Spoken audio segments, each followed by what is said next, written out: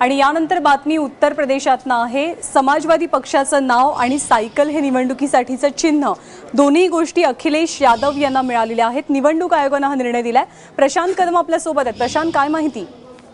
त्यानंतर खरं तर युपीचं जे रणमैदान जे आहे त्याच्यातली रणधुमाळी उद्यापासून खऱ्या अर्थानं सुरू होतीये, कारण नॉमिनेशन प्रक्रिया उद्यापासून सुरू होतीये आणि त्याच्या आधीच अतिशय मोठा दिलासा अखिलेश यांच्या गटाला मिळालेला आहे।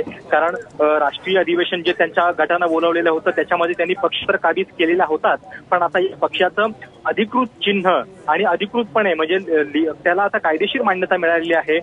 सायकल चिन्ह निवडणूक आयोगानं अखेर अखिलेश यांच्याकडेच सोपवलेलं आहे।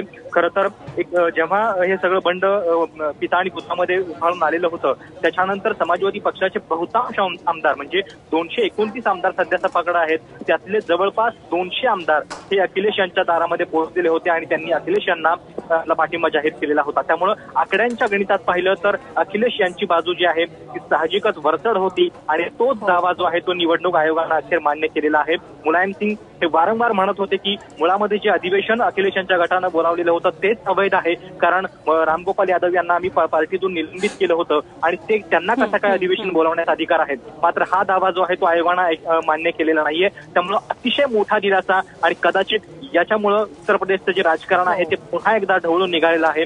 अखिलेश नव्या उत्साहानं नव्या जोशानं आता निवडणुकांना सामोरे जातील।